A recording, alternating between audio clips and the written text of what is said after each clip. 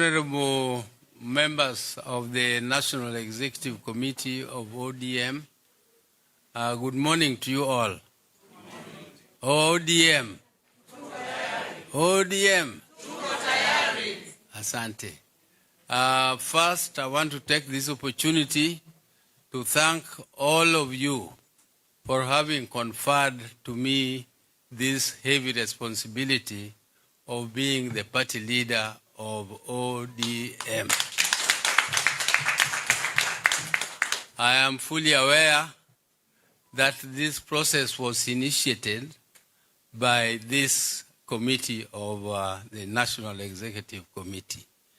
And I know that the confidence you gave to me, you knew was not easy. But I will try my best. I will work with all of you, and we shall try our best to move on and promote our party from strength to strength. Our party must keep on growing from strength to strength, and we are not going to go back. I also want to take this opportunity to thank all of you for having done this immediately after the loss of our great party leader, Honorable Raila Amolo Odinga. That was my brother, that was my friend, that was my comrade, that was my confidant, and I still don't even feel that he is not there. I feel so hurt, but all the same, we have to continue, life must continue, and in his honor, I will do my best until I go to the grave. I would also like to mention that when our departed leader left us, he left us in somewhere. He did not leave us in the air. He left us on some ground. And this ground where he left us was called broad-based government. And in this broad-based government, we have our partners who are older. Those are our partners with whom he left us, and we are continuing to plow and work hard to fulfill the commitments and the arrangements which brought us together. And one of them is implementation of the 10-point agenda, which we must follow meticulously and make sure that they are implemented to the letter as agreed. This is one of the things we agreed, but as a party, we have also agreed in the previous Central Committee meetings and also in our National Delegates Conference. We agreed that as a party, we are not in a hurry to say 1 term, we are not in a hurry to say 2 term. We are strengthening our party to prepare ourselves for negotiations. First, we start with our current partners, and as we move on, if we don't agree, we move on to discuss with other formations which are there. Or if there is no agreement with any, we go it alone as ODM. I think that is the position of the party, and I'm very happy with it. That is what we have been pursuing, even though some members and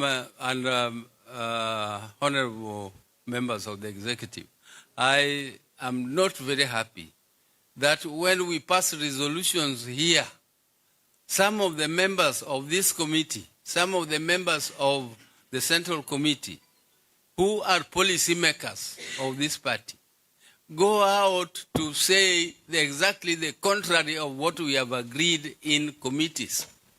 It is okay if other members of our party exercise democratic right to say what they like. But really it is not right for me as a party leader to go out and shout what was not agreed and what is my own personal view, and I go and say that it is my democratic right. If it is your democratic right, then there is chaos in the country. Democracy does not mean chaos. Democracy must have some discipline. This party is a party like a club. When you join a club, you have to obey the rules of that club. You cannot disobey the rules of the club and you continue to pride yourself that I am the party leader of ODM and yet I contradict everything that ODM is saying officially. If you have anything that you agree with or you disagree with, this is a forum for you as a NEC. Raise those issues here. Let members decide. But once the members have decided, if you are in minority, the minority will have their right to say and the majority will have their way.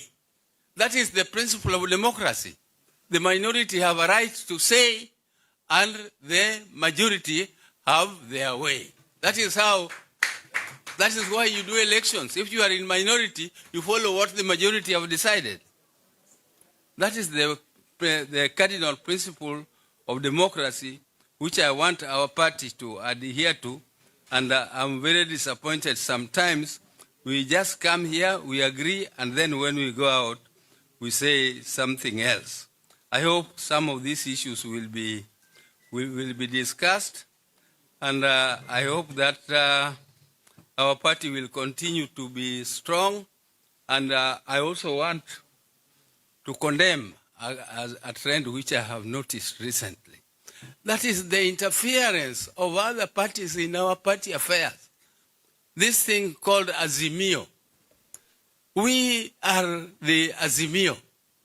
The majority, the strongest party in Azimio was ourselves as ODM. There is nobody who can make a decision in Azimio without concurrence of ODM. And you cannot purport to appoint a new leader of Azimio, excluding and bypassing this party called ODM. If the ODM has not agreed, then there is nothing like a resolution of Azimio. And in fact, Azimio was dead when ODM left it. We left it a long time ago. It is only a formality which we have not performed and which we are going to perform very soon. We are going to exit that moribund organization called Azimio. So somebody should not be floating something which is moribund, he knows he is dead, and you are raising the dead from the grave. We are going to move out of it. I want to end there. My brothers, I was just making an opening speech. I was not here to make a lecture.